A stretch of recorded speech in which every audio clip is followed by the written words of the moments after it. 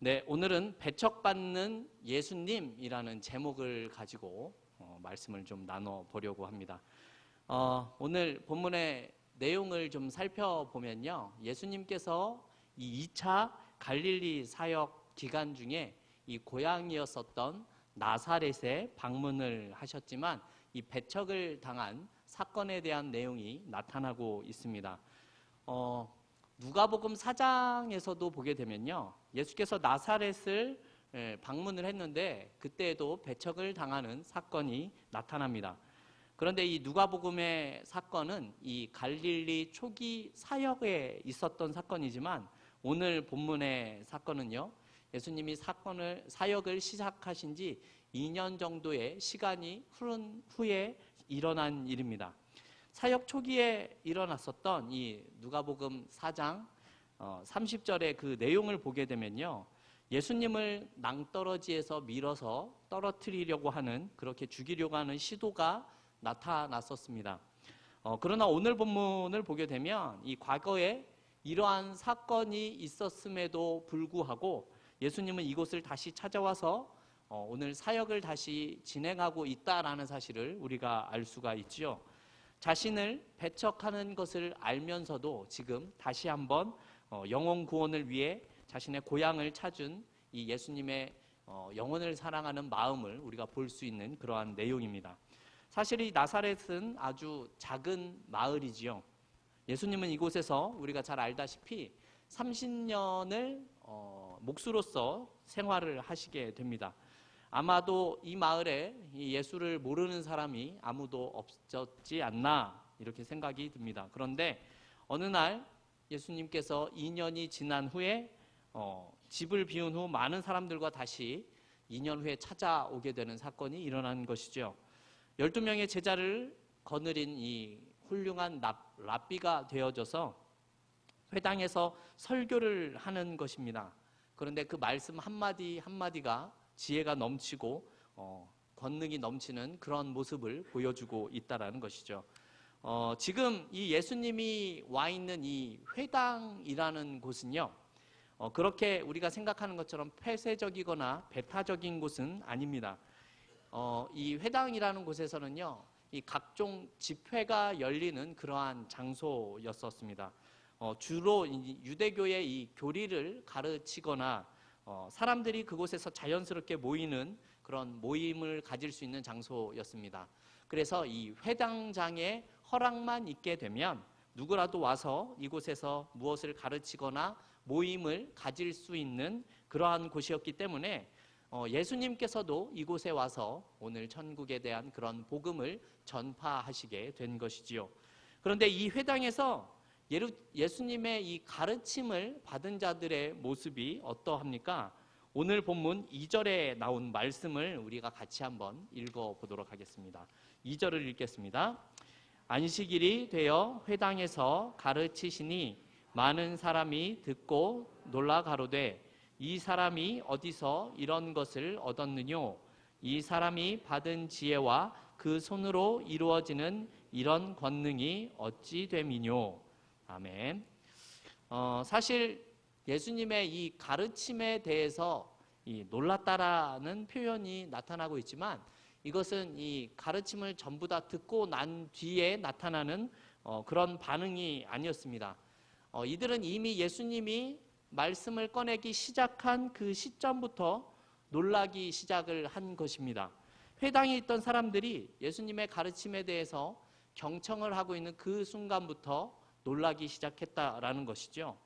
이들이 놀라게 된 이유는 아마 자신들이 상상했었던 것 이상의 권능과 이 권위가 있었던 것으로 보여집니다. 회당에 있었던 사람들이 이 예수님의 진리 앞에서 아주 철저하게 압도가 된 그러한 상황이신 거죠. 그렇다면 이러한 예수님의 가르침에 대해서 회당에 있었던 사람들의 반응은 어떠했습니까? 우리 3절 말씀도 같이 한번 읽어보겠습니다. 3절입니다. 이 사람이 마리아의 아들 목수가 아니냐? 야고보와 요셉과 유다와 시몬의 형제가 아니냐? 그 너희들이 우리와 함께 여기 있지 아니하냐 하고 예수를 배척한지라. 아멘. 소문에 의하면 예수님은 이 죽은 회당장의 딸을 살려낸 적이 있었고 혈루증을 앓던 여인의 병 또한 고친 적이 있습니다. 그런 엄청난 기적을 행했었다라는 사실을 이들은 이미 소문을 통해서 알고 있었을 겁니다. 하지만 이들의 반응은요, 예수님을 믿지 않은 것에서 끝나는 것이 아니라 배척을 했다, 이렇게 지금 표현을 하고 있죠. 누구보다 더 잘 믿어야 할 고향의 사람들이 믿지 않았다라고 이야기를 합니다. 같은 마을에서 자랐고 누군지도 잘 알고 있는데 참으로 이상한 일이 일어난 것처럼 보여집니다. 오히려 이곳에 사는 유대인들은 예수님의 이 권능의 말씀을 듣고 이렇게 표현을 하죠. 이 사람이 어디서 이런 것을 얻었느냐? 이 사람이 받은 지혜와 그 손으로 이루어지는 이런 권능이 어찌 됨이냐? 이렇게 의문을 표하고 있습니다. 예수님의 지혜와 그 권능의 출처가 도대체 어디인가? 이렇게 묻고 있는 내용이죠. 이러한 사람들의 반응은 우리가 이미 알고 있지만 이런 놀라운 권능과 지혜를 보여주신 예수님에 대한 경외심의 모습이 아니었죠.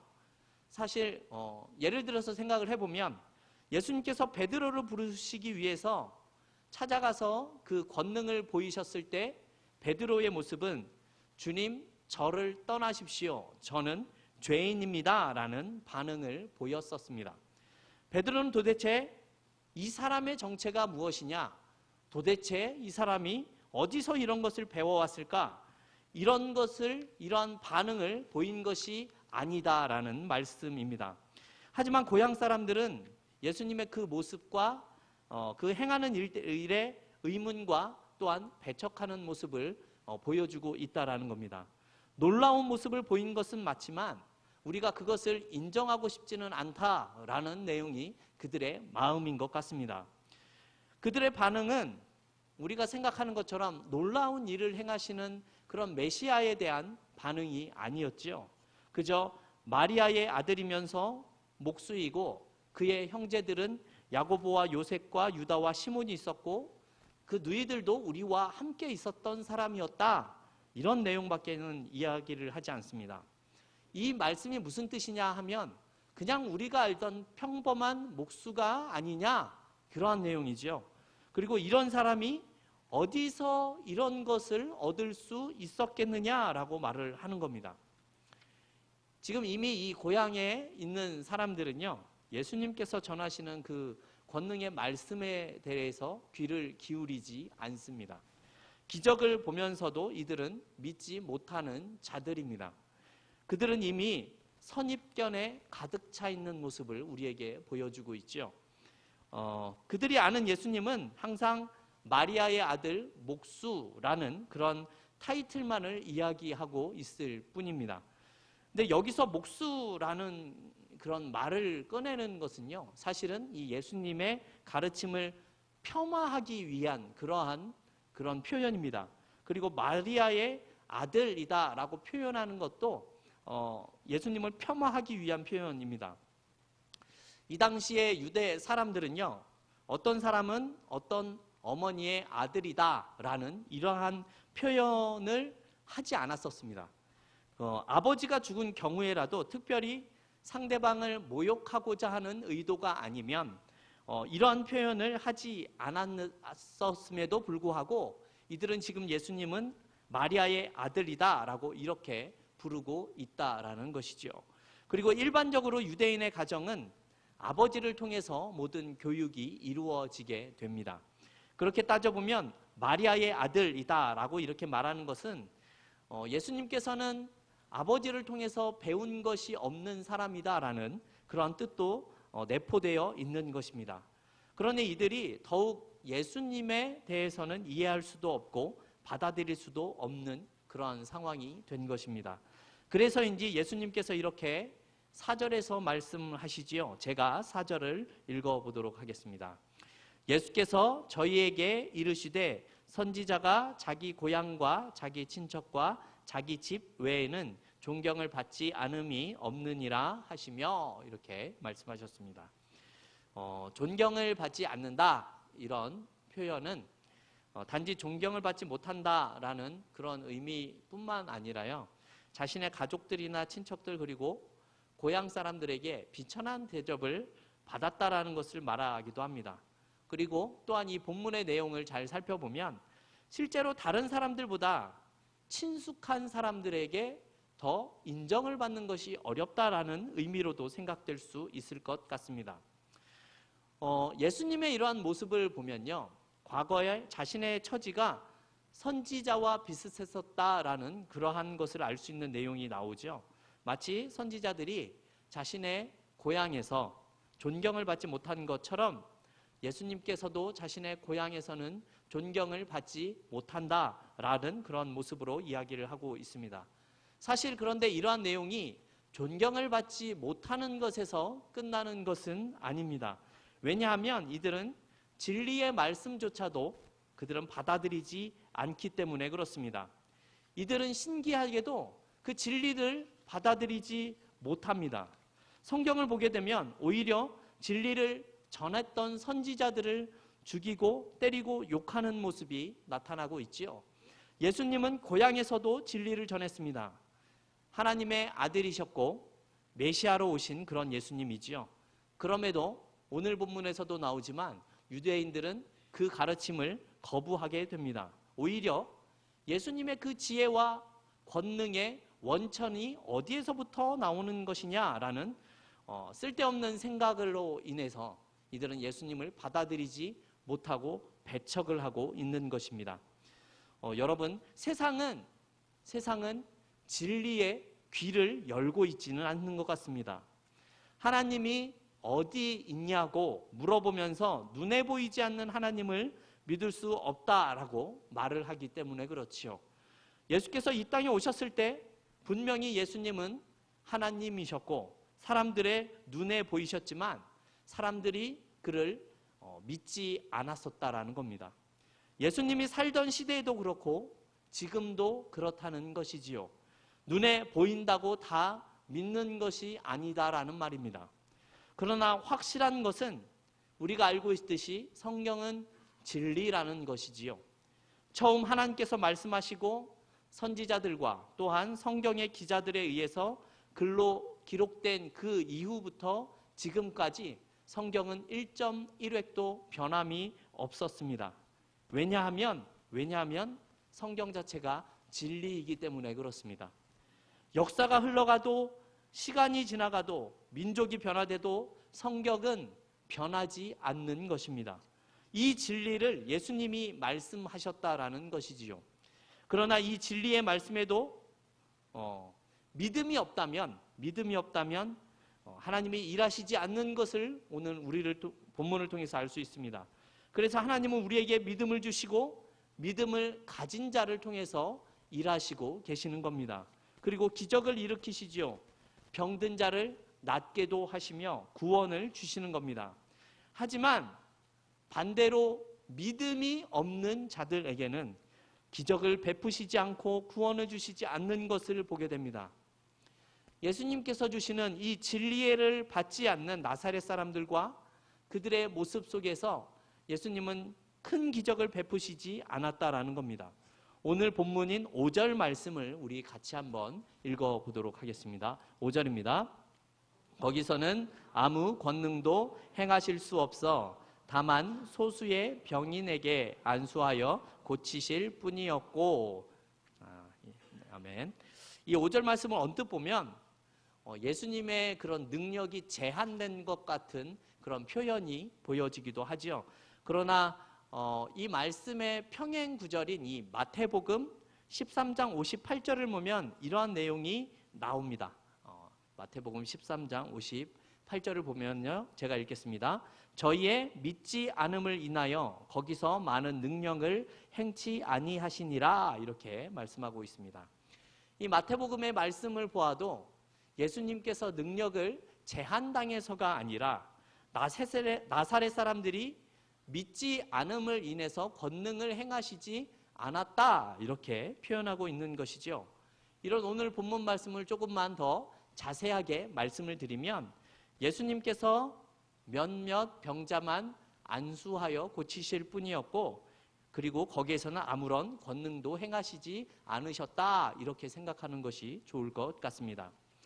앞서 말씀을 드렸지만 예수님께서는 힘이 없으셔서도 아니고 능력이 없으셔서도 아니라 불신하는 자들과 예수 그리스도를 거절하는 자들에게는 기적과 구원이 일어날 수 없다라는 사실을 우리가 기억할 필요가 있다라는 겁니다. 이런 것을 생각해 보면 우리는 얼마나 특별한 은총을 받은 자들인지를 우리가 생각해 볼 수 있습니다. 햇빛이나 물이나 공기 같은 것들은 모든 인류에게 허락하신 것이지만 이렇게 주님이 주신 기적을 맛보고 구원에 참여할 수 있게 된 것은 아무에게나 주어지는 것이 아니기 때문에 그렇습니다. 그러니 이것을 누리는 우리는 얼마나 큰 은혜를 누리며 살아가는 것입니까? 이것을 우리가 특별 은총이라는 말로 사용하고 있지요. 그런데 안타까운 것은 이것을 모든 사람이 경험하는 것이 아니라 하나님을 믿음으로 고백하고 살아가는 자들에게만 허락된 것이라는 사실을 우리가 알아야 하는 겁니다.